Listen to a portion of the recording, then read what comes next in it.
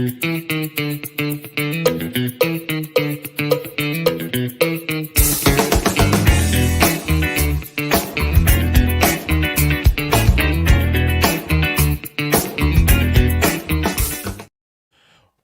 It's They Talk Funny. My name is Paul Ash. My guest today is Brian Aylward. Welcome, Brian. How are you doing? Morning, buddy. I'm doing all right. It's morning. Just to clarify, I'm currently in Montreal. Brian is in Bangkok, Thailand. Welcome. Thank you for getting up at such an ungodly hour. No worries, to man. Be part of this. 7 a.m. So I must love you or comedy. I'm not sure what one. Oh well, I'll be you. I love flowers. you. I love you. Yeah, there you go. Yeah, man. Welcome. Nice to see you. I'm seeing some people logging in. If you want to say anything, you can just drop your questions into the chat to join us and say hi to Brian. This is fantastic. So, Brian, you've got a new comedy special out on Amazon Prime. It was recorded 2 years ago? It was recorded about a year ago now, about a year and a bit ago in Ulaanbaatar, Mongolia. And it's called Big in Asia. So you are the big man in Asia when it comes to English comedy. Well, there's many, but I'm definitely one of them. Yeah, you're one of them. You're the only one I know that has a Amazon special that was recorded in Mongolia. That's trying to be original. The crowd looks great. I loved watching. There's the trailer for it with you riding on the little pony. That almost looks like it almost looks like a Newfoundland pony. Like I'll give you a background on that. Actually, it's a Mongolian horse. Mongolian horses are a little smaller than a regular sized horse, I guess, but they're much stronger. They have like godlike status almost in Mongolia because of the history of the country. You know, the horse has just been relied upon so much by the culture. But it's funny. So you know how it is. Usually you do one or two shows and you kind of edit it and then put it together. So I had two shows, one on Friday, one on Saturday. That's how we were going to do it. Beautiful club, by the way. So it's called UB Comedy Club. And this guy, Bapaleg Betts is his name. He loves comedy, and he went to the Comedy Store in LA, loved it, came back to Ulaanbaatar, excuse me, and basically built his comedy club based off the Comedy Store in LA. So it doesn't have the multiple rooms, but it's like the Comedy Store without the multiple rooms. Beautiful. It's beautiful 200-seat venue. So I go there. I shoot the Friday night. There is a power outage, and about 40 or 50 people don't show up, right? So it's like, oh, are you kidding me, man? So it's like we couldn't use any of Friday. So I ended up shooting a live special accidentally on Saturday. And so it was very, very nerve-wracking. And then we got it done. It went well, thankfully. Because I was even opening up with some local stuff that I've written that week. So I was super nervous. Anyway, get through it. Now I'm thinking, what are we going to do for the intro, you know? And the guy goes, would you ride a horse? I'm like, yeah, man, I'll ride a horse, right? And I haven't rode a horse since I was about 7 years old, but yeah, let's go. And next day, he picks my wife and I up, my wife Holly, and takes us out to the Mongolian mountainside, a few hours outside Ulaanbaatar. There's a horse, a film crew, a stuntman, and then I think we possibly made the best intro ever of a comedy special. Yeah, it is. It's a treat. I do recommend anyone watching go check that out. If you're just joining us, you can always make sure you give a thumbs up and pop any questions in. And if you want to say hi to Brian, say hi in the chat. We're here to respond to you as well. Now, Brian, how would you describe your comedy? Like, I think it's I'm definitely a storyteller. I'm kind of very observational and. I talk about myself. I mean, I think that's the only way to stay original. And it sounds kind of, I guess, egotistical to say that, but I mean, it's not really me. I realize that, I'm just like everybody else. So there's lots of relatable stuff. But I found after about 5-6 years in, after doing all the kind of hacky type stuff and the regular premises, the only way to stay original is talk about your own kind of experiences. So that's what I do. But a lot of storytelling and observational stuff. Oh, Wendy Bonbons is happy that they're catching this. Awesome. I know Wendy. What's up, Wendy? Thank you, Wendy. I love seeing you. You're a storyteller. You're from Newfoundland. Yeah. That is part of the culture. I mean, like I remember Uncle Moe's, like the old Uncle Moe's records. Oh Uh, wow, yeah. yeah, that's because a little bit of family history in there, but it's Mhm. so definitely the storytelling is part of that history, and being observational. You've also been doing some funny skits online, especially during the pandemic. What is it, Uncle Fodder? Is it Uncle Yeah, Fodder or fodder, bud. Just fodder. Fodder. Your just fodder. Fodder? Not Just your Fodder. fodder, That's but right. it's He was someone's Nurse fodder. Fodder. Now, Yeah, boy. Nurse Fodder. Yeah. Get it right, pal, bud. Jesus. Jesus. All right, it's better than it's being captain. Captain is never some Angie Shore who's just stuck being captain. Yeah. There is. I shouldn't do that. That was just so That's insulting all right. That's all right. I'll let you away with it. yeah, I got blood. All right, there is. But what is the journey that took you from Newfoundland to being a comedian? Like, where was the first place you did comedy?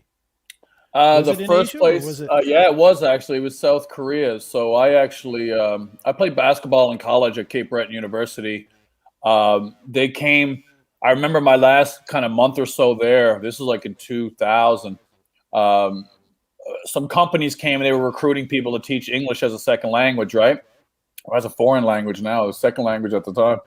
And uh, yeah, no, I remember that. But then, I didn't go for it. I went out west. I did the whole out west thing. I actually went out and worked on the rigs. I was a roughneck, just out there hating life, just trying to be a man. I'm gonna make money and I'm buy a house. I'm gonna be a good guy and all that stuff.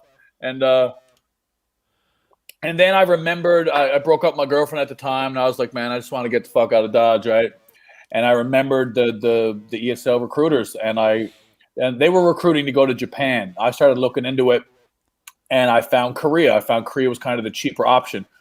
I wanted to go to Japan, but Japan was really expensive, right? So I literally just applied for jobs and got a job teaching English in Sokcho, which is like northern South Korea, like up by the North Korean border. And I just went. I went just after Christmas in 2003, I think it was. Yeah, 2003. And anyway, long story short, ended up living in Korea for 6 years. And I'd always wanted to do comedy, right? Like you're asking about comedy. So like when I grew up, like David Letterman was like my TV dad. Yeah. I don't know how I found him. I really don't, because no one else. I had two other boys at school, like Seamus Heffernan and Steve Byrne. They knew about him too, and we would all get together every day at school and talk about the monologue, talk about whatever. And I think it's because I've always been a night owl. Like I just found it and I was just fascinated. Like he throwing TVs off the building, and I'm 13, 14 years old, and stand-ups like, back then, like Roseanne Barr and Gary Shandling and people like that. Like I didn't know who they were, but I just thought it was amazing that it was a thing. So it was always in the back of my head. But growing up in Newfoundland, right, there's no stand-up. I mean, we had Cogco, which were a huge influence, of course. But yeah, I mean, Tommy Sexton, all the guys, right? And girls. I mean, Kathy Jones and Mary Walsh, she was funnier than them. Yeah. And so it was always in the back of my head. So anyway, I had this girlfriend in Korea. She's from Nova Scotia. I must have brought up that I wanted to do comedy still, and she was just sick of listening to me talk about it because I've talked about it a lot. And she used to smoke, so she said, if I quit smoking for a month, you got to go up on stage and just shut up and do it, right? And I was like, all right, bet. And I was actually so scared, Paul, at the time, man. I was like, she's not going to quit, so I don't have to worry about this. You know what I mean? And she quit. And I was like, shit, I got to do this. And I did. November 5th, 2005. No, sorry, November 11th, 2005. I went up at some rowdy expatriate bar in front of a bunch of GIs and drunk teachers and screamed my dreams into the night. Yeah, so that's when it was, South Korea. Wow. And it's been no looking back since then. It's just been moving forward. Yeah, well, the thing is, that's who I am, man. I'm kind of a hardcore dude. I just, when I go for things, I go for things. And I was 31 at the time, man. So, I mean, I was old. I mean, what I thought was old, I was like, man, I'm old to get into this, and like a couple of months later, I moved to Toronto because I knew that was one of the meccas, in the world. And I just put my head down and did every open mic I possibly could. And then I ended up moving back to Korea because I got married and I just wanted to make some money. And I ended up starting kind of just by fluke the English stand-up comedy scene in South Korea called Stand Up Seoul. Because I thought that there must be more people like me, right, that just want to give it a go. And so I started Stand Up Seoul at this Canadian bar called Rocky Mountain Tavern. And that was it. Off to the races, and now it's a legit circuit, and I tour Korea all the time now. Brilliant. It's also like, this is how much I don't like. I realized when you first moved to Korea, like, was it colder than you expected? Yeah, man. I went in December, and I didn't really know much, honestly. Like I said, I was just trying to get out of Dodge, man. So, I knew about the Korean Wars, I knew about Korean food, and that was about it. Yeah, man, it's pretty cold in Korea in the winter. But I'm from Newfoundland, so whatever, right? Put on a hat and deal with it. Exactly. Wendy is popping in. What a deadly bet. Definitely. It's always that friend that gives you that nudge. Yeah, hopefully. It was. It was a good bet, because honestly, like, if that didn't happen, who knows, right? I never would have gave it a go. I just would have been one of those people who talked about it. Yep. And look at it now. You've got your special is on Amazon Prime, available here in Canada. You got to ride a Mongolian horse. Yeah, right. Exactly. It's pretty fantastic. Now you've obviously you have toured a lot. Now Thailand is your home. Do you do anything else other than stand up at this point? No, man. I quit teaching in Korea in October 2010, and I've been full time ever since. Boom. That's yeah. Congratulations on that. Yeah, thanks, man. I went pretty hard. Like, I went back to Canada, and I got lucky. I was a finalist in those competitions. People had like the Sirius XM Top Comic stuff and Laugh Off and stuff. And so that just, I guess, put me on the map a little bit. I signed with Yuck Yucks, and then I just went on the road hardcore. And at the time, there was lots of work. I was living in Nova Scotia, actually, in Halifax. And, I just played almost, every little town in Halifax, in Nova Scotia that I could. And I just kept going. I started doing the Ontario runs, 8 weeks. And I started crossing the country. And then I came back to Asia, and I just started carving out my own kind of touring. So, I've played like 21 countries in Asia at this point. So, yeah, man, nonstop for 15 years. Nonstop. That's living the life. Now, who were your influences? You mentioned Letterman, of course, and Gary Shandling and Roseanne Barr. But who were your influences when you actually put your foot on stage? Yeah, Shandling and Roseanne Barr were more just like, who are these people, right? They were like aliens to me. I just couldn't believe that you just get to go up there and own the room yourself. But definitely Letterman. Codco was probably the biggest influence. Because it was spectacular, right? To me, it's still one of the best sketch shows ever. Yeah. And all those guys are individually incredible. Like Kathy Jones and Mary Wallace and Andy Jones and Tommy Sexton and Greg Malone and all those guys. Greg Toomey. It was incredible to watch. We would watch that every Friday night. It was. I think it might still be the most watched show in the history of the CBC. It's definitely up there. I know back in the day, this one there was like 2 or 3 channels, right? I'd say 70%, 75% of Newfoundland watched that show alone. And we would watch it, and we'd go into our mother's closet and take out our clothes and start creating characters. And there was no YouTube at the time, right? Or Instagram. We just did it to make each other laugh. And so I think Codco, Letterman for sure. And I think, honestly, growing up in Newfoundland, you know how it is. People who don't know, I guess. But Newfoundland's a truly unique place, man, full of characters. And I didn't even realize that till I left home. And the longer I'm away and the older I get, I think I appreciate it more. I'm like, it's a little rock full of lunatics in the middle of the North Atlantic, and it's a beautiful thing. It's a creative place to grow up, is what it definitely is. And definitely. It has such a storytelling culture and richness to it. And mummering, like, can you explain mummering to have you ever had to like sit down and try to explain mummering to somebody? What would be the easiest way to do that? I did it when I was a kid, because my mother's from a small town. We call it around the Bay in Newfoundland. Mummering is like basic Christmas time. Men dress up as women, women dress up as men. You go house to house, and you drink, you eat, you be merry, and then people try to guess who you are. Underneath the costume, like, who's that? Yeah, and everyone just gets shit-faced and has a good time. Could you imagine that happening in Texas? Somebody showing up in drag at a door with their faces covered? It's a great way to get shot. Yeah. But in Newfoundland, you get fed and you get booze. This is great. Yeah, exactly. Beautiful. Now, what's your writing? Do you have like a set writing schedule that you work with at this point? I'm getting much better, honestly. Truly, honestly, the first 8 or 9 years, I didn't really write. I'm like, I didn't really know how to do comedy, and I'm kind of such a loner. Like, I didn't really. I mean, when I first started, like in Toronto, like nobody talked to me, right? I mean, I was a brand new open micer. You know how it is. Until you show any bit of promise whatsoever, no one's going to talk to you back then. So I just did it. I just would have an idea and go up and do it. Then I started kind of writing point form. And then as I got, more into this, I start to write it out now more. I mean, I never fully write out a bit, but I'll write out punchlines. I'll write out certain phrases I want to include. And I'm kind of I believe in visualization. I think I got it from being an athlete growing up. Like, I played a lot of sports, and I was always big into visualization. And I think that's kind of what I do with comedy. Like, I'll write my stuff down, and I'll kind of sit there with it and think about it and like imagine it on stage, imagine the act outs, all that stuff.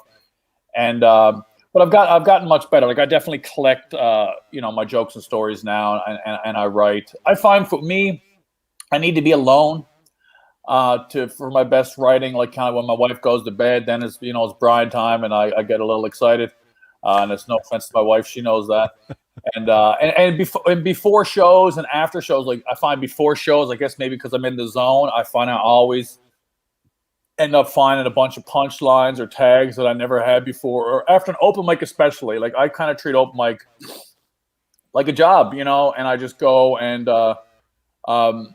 I mean, this is something I would say to people because I think it's important. I've only been doing this the past few years. Where, like, sometimes you go to open mic and you want to perform well, you want people to laugh, and sometimes people know who you are and they might see you and be like, oh, Brian, wasn't that funny? And sometimes that can bother you, but now I'm past all that. I go to open mic and I literally use it as a writing exercise, and my job is kind of like the gym. You know what I mean? I just go to the comedy gym and I don't give a shit how it goes. I mean, most times it goes well, but I'm just out there working. And I find that after open mics and before, like, I'm away to the show, like, I really find a lot of material because I'm kind of locked into the zone. So the pressure of the deadline.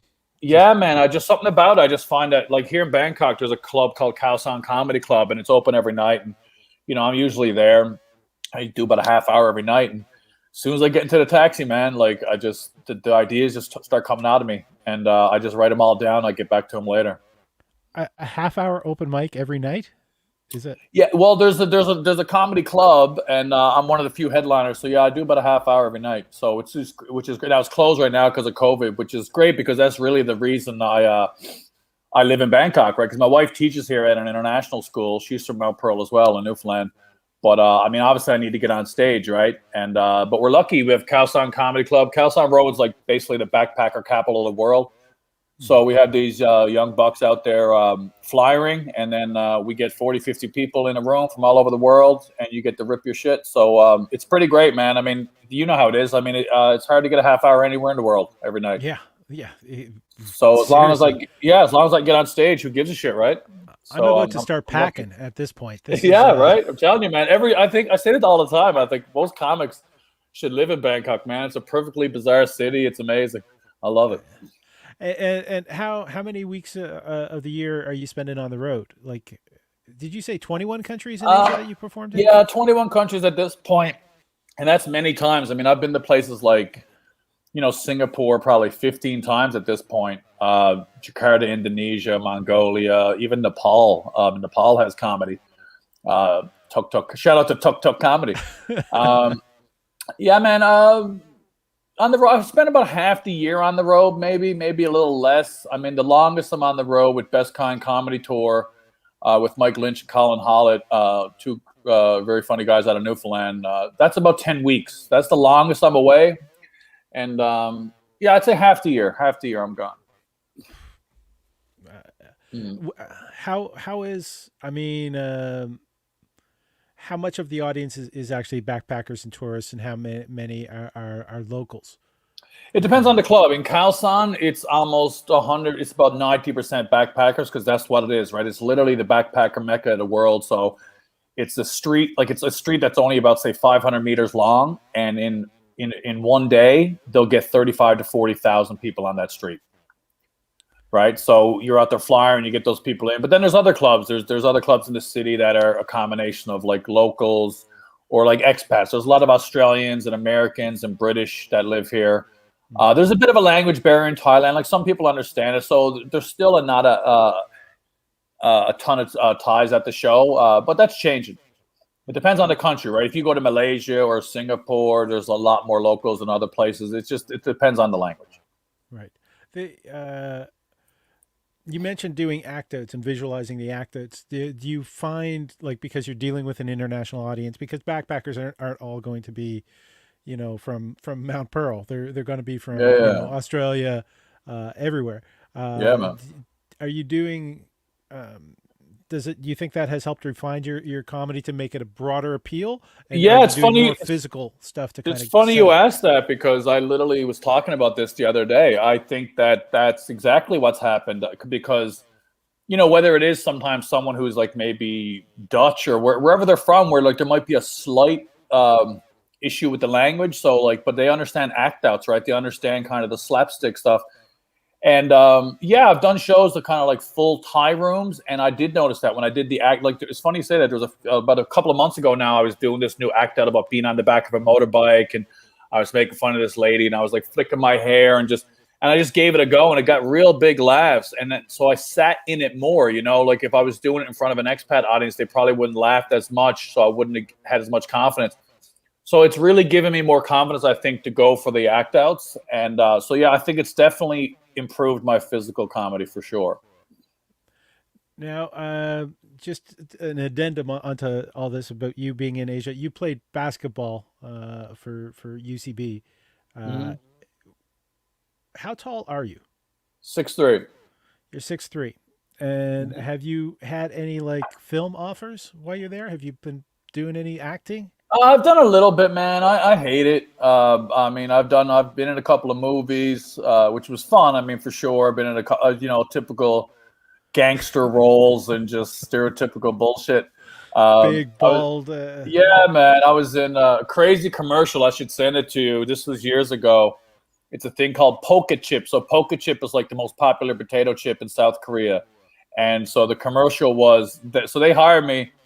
This random guy comes up to me at a bar, and he speaks broken English, and he's just trying to explain this to me. And I'm just like, what? You want me to be on TV? And so the Pringles can, like the Pringles potato chips. Yeah. Apparently that man has a name. His name is Julius. And according to this Korean man, I look just like Julius Pringles. So long story short, I ended up meeting him in a warehouse the next day, and we shot a sketchy sounding at all. Dude, it was so sketchy, man. Just cash money. Met him in a warehouse, because that's what happened. He told me about this, and I was like, I don't know, dude. It sounds sketchy. And he gave me $200 on the spot. And he said, get a hotel room around the corner. We'll pick you up at 9 o'clock the next morning. And I was like, all right, I'll take 200. So I went around the other corner and paid $30 for a hotel and pocketed 170. And I'm trying to figure out who's more sketchy now. I was like, hey, man, this is what it is. You got to hustle. Yeah. And I'll send you the commercial, because it's really hard to explain, but it's bizarre. So I was Julius Pringles, dressed up, makeup, the whole thing, the creepy ass mustache, suspenders, bow tie, like I look like a pedophile from the 1800s. And I was torturing the poke chip. So they had a CGI image of a potato chip bag, and he was like being held up, like he was being tortured. And I had a chainsaw with a feather on the end of it, and I was torturing him with a feather chainsaw. And this was insane, a commercial, dude. Not a fetish film, right? Yeah, okay. Exactly. Well, it depends, I guess. Whatever. And it was in Korean, but basically what it said was like, "You're so delicious. What are your ingredients? Tell me your ingredients now."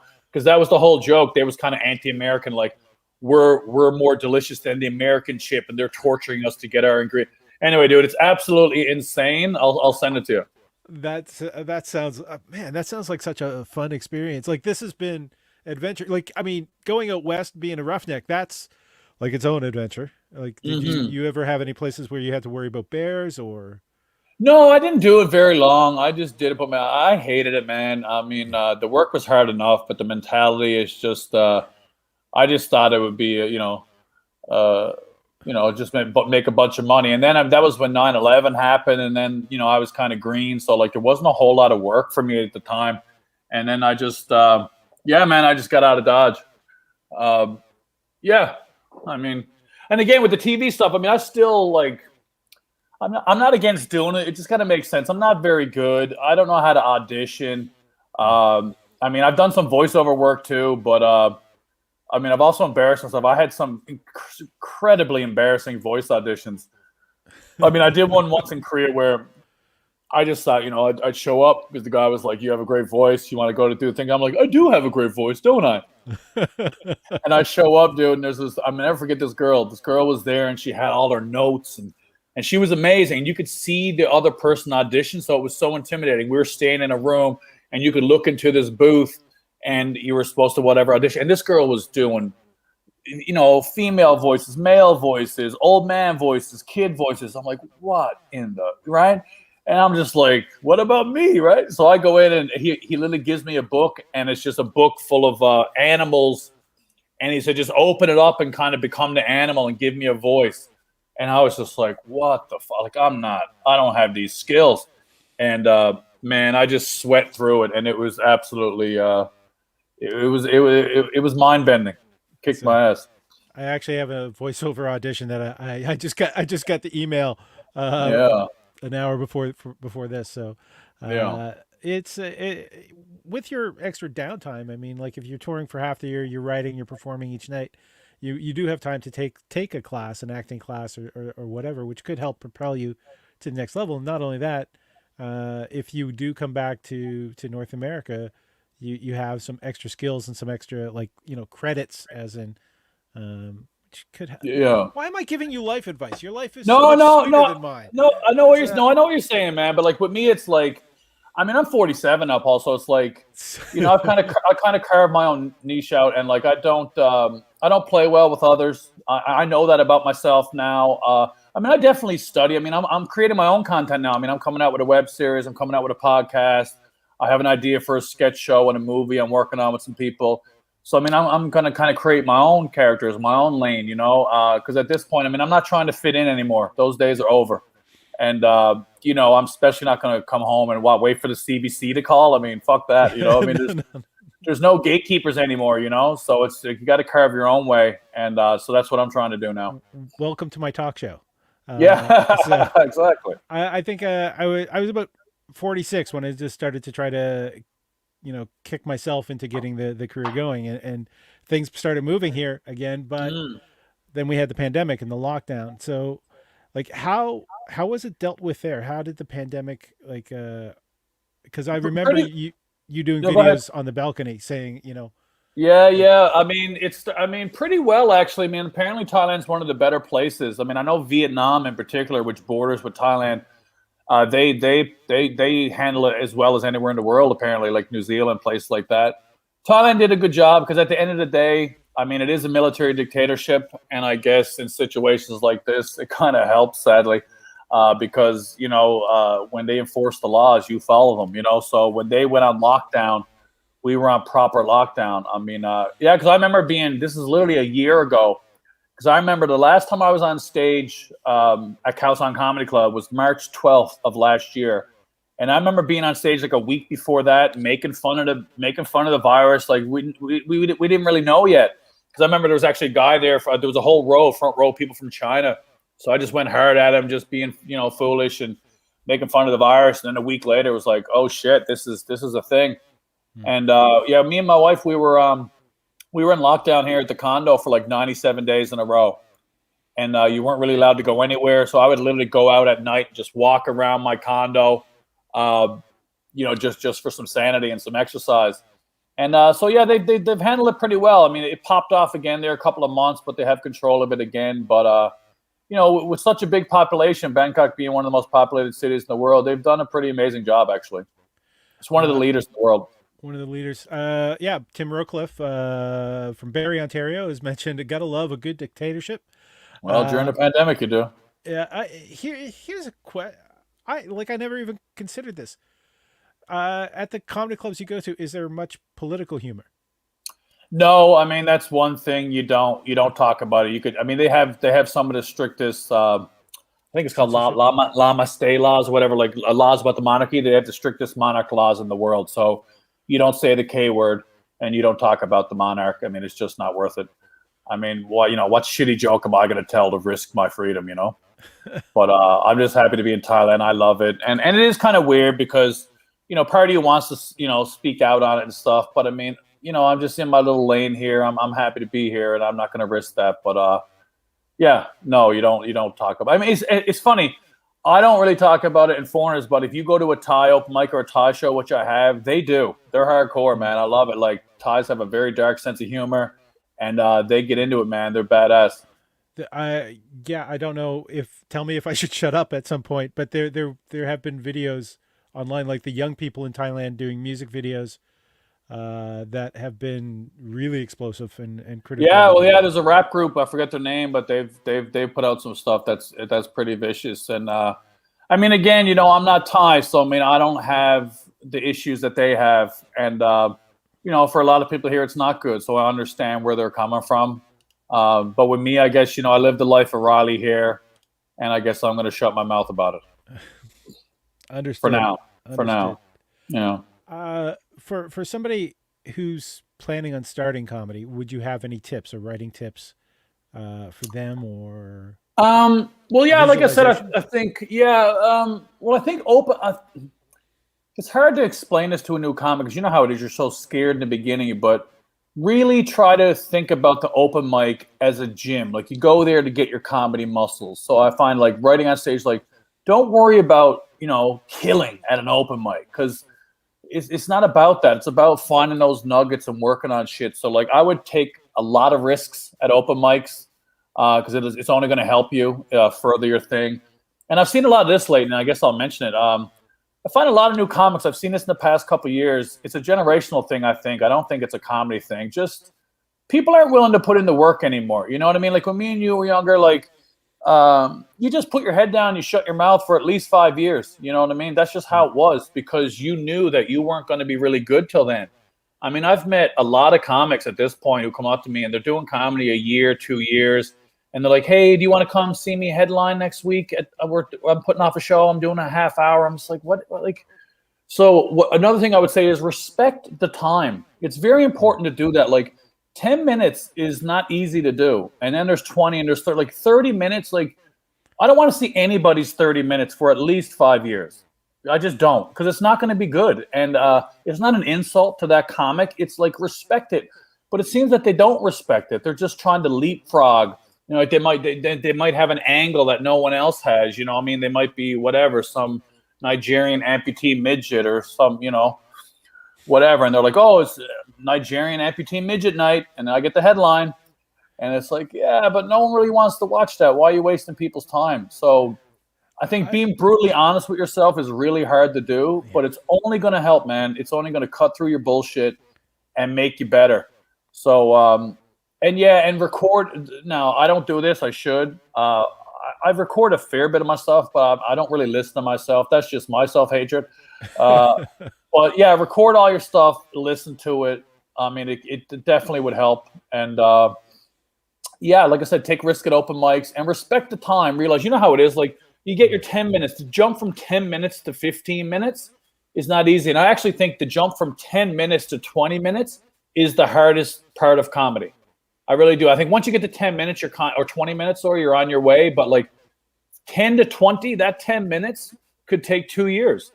Yep. I mean, that's just me. I mean, or you can continue to bullshit yourself and put out half-ass comedy. No, well, the thing is too, if you look like a city like Toronto, that if you're lucky, you're getting, for open mics, you're getting 10, 12, 5-minute spots or less in a week, right? But in a place like Bangkok, what you're describing, if somebody's still new and they're only getting like 10 minutes a night, their development arc should be faster than somebody. So it's not just time, but the time on stage and getting comfortable on stage.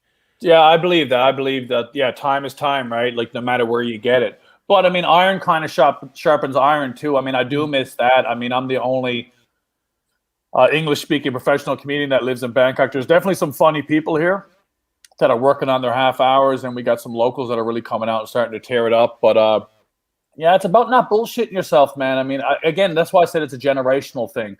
I think I'm starting to sound like an old man, but fuck it, man. I'm turning into one. Just people don't want accountability anymore. They want to bullshit themselves and bullshit everybody, and it's like, that's not how you're going to get funny. It's just not.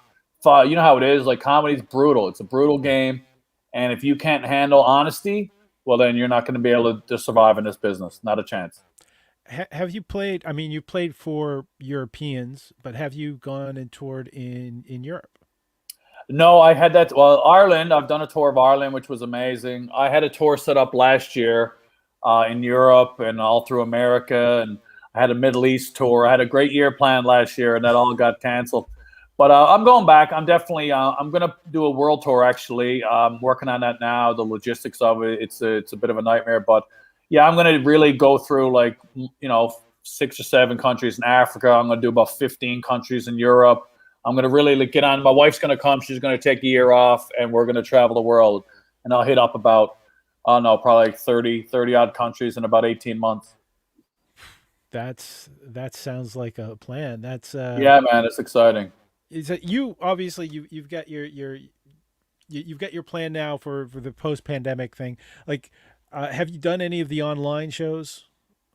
Yeah, I have, man. I mean, I pretty much hate them all. I mostly did favors for my friends. You know, they kind of wrote me into it because I don't know how to say no still in my life. Yeah. But I mean, it's okay. I mean, I've had some that went okay, but most were just complete shit and sad. And but I mean, you try your best. I mean, I've done maybe in a year, I've done probably 24 Zoom shows. Yeah.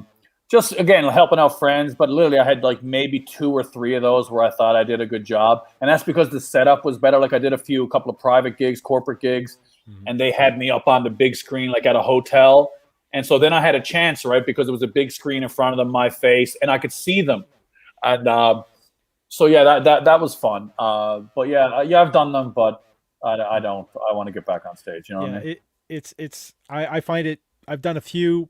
And I just trying to feel the audience, so it's like I'm doing pacing by memory on the jokes. Dude, it's so weird. I mean, you're doing it. You can hear toilets flush and just random dogs kids. barking. Dogs barking, kids in the background. Like, what are we doing here? Like, we don't need to be sad together. Let's be sad individually. Now you've mentioned that you've been doing the sketches, getting your YouTube up. So you're just doing like sketches on your YouTube, or are you doing? Well, what happened, man, was. I think, I mean, I've proven this in my life time and time again, Paul. Like, I'm a hustler, man. And when this shit happened, I was like, you know, when it really started hitting me, realizing, man, I might not be on stage for a year. Like, I've only been on stage maybe 20 times in the past year, right? And half of those were open mics. So, I mean, and I'm a guy who's done 3,000 shows in 15 years. So I'm a guy who gets after it, right? So I went from about 200 a year to 20. So it was definitely a kick in the balls. But I was kind of forced to do, like, you know, I'm definitely a procrastinator. I'm full of self-sabotage, but I've really worked on that. I've literally I've been studying stuff about self-sabotage and shame and guilt and all this stuff, really trying to learn. And so now I'm putting out a podcast that's coming in June. I'm putting out a web series next month. And yeah, the character thing was I think I just started losing my mind. I started going down political rabbit holes, and I created a character, Dummy Jr., and I did more fodders. And yeah, and before I knew it, I realized, I put out a couple of dozen videos this year. And I like it. I'm glad I did. I'm going to continue to do that. But I think the pandemic and the pressure of that and the unknown kind of forced me to just dive into my shit and be like, fuck it. And honestly, man, I got into a motorbike accident over here in October. Yeah. And on the island of Koh Chang, my wife and I were on a motorbike. Well, she was on her own motorbike. And I was going around a hill, and a truck just came out of nowhere, and boom, head on with the truck. So I'm still recovering from that. And I'm still only walking a couple of 100 meters a day, and that was pretty brutal. And I mean, I had a massive laceration on my shin, foot contusion, pelvic contusion, all this stuff.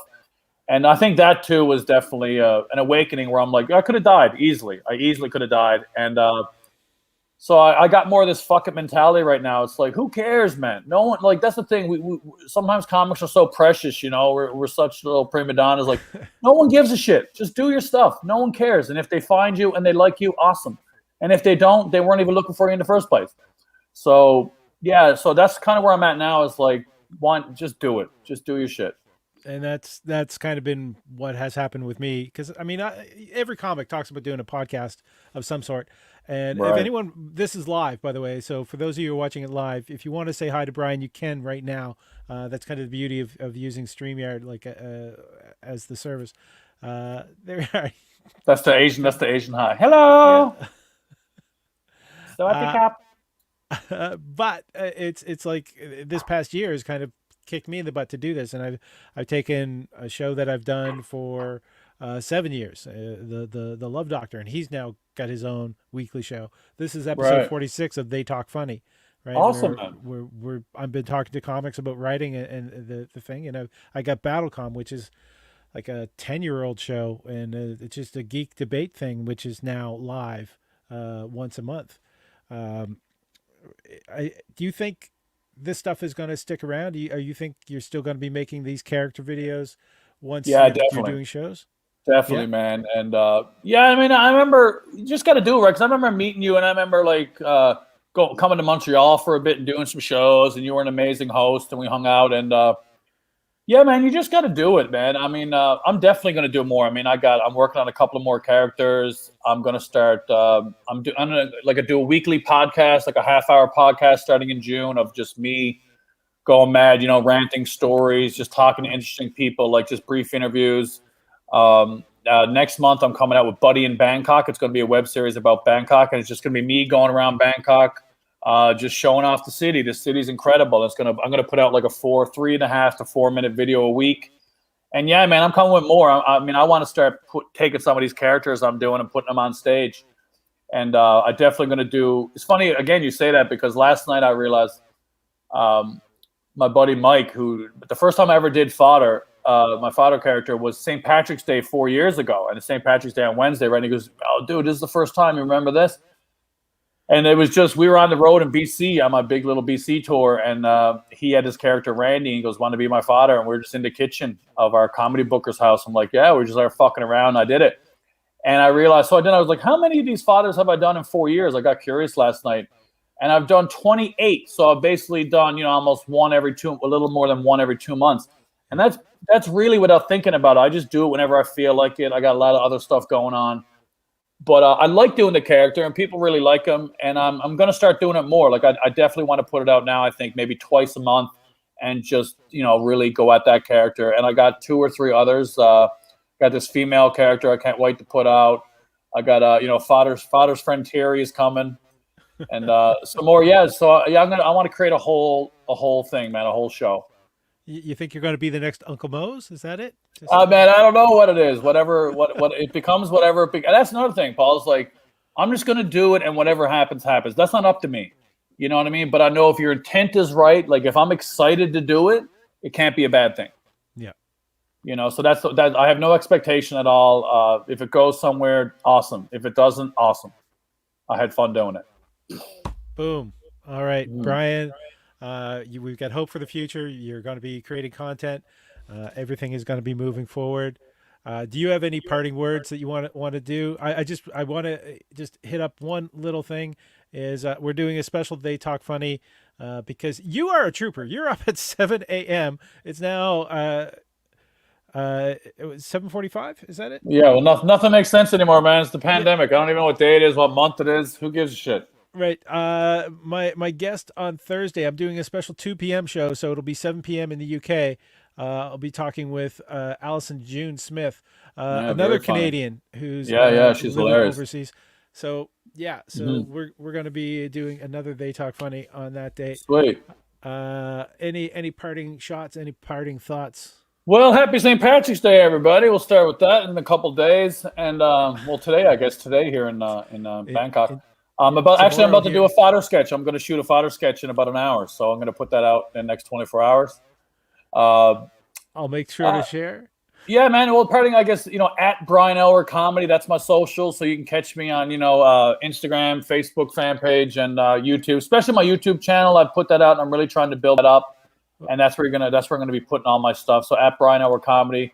My special, Big in Asia, is now on Amazon Prime. So it'd be awesome if you go check that out. And it's also on all the other streaming services, and you can listen to it on Sirius, Spotify, all that, Apple TV. And that's about it, man. Just Yeah, everybody, just hang in there, man. Just hope the light at the end of the tunnel is here. We're gonna get back to being normal, selfish pricks really soon. Yeah, wash your hands, wear your mask. You don't need a military Yeah, dictatorship to tell you just what to put do. on your mask, dickheads. Thank you, There you Brian. go. Those are my parting words. Thanks, buddy. Nice to talk.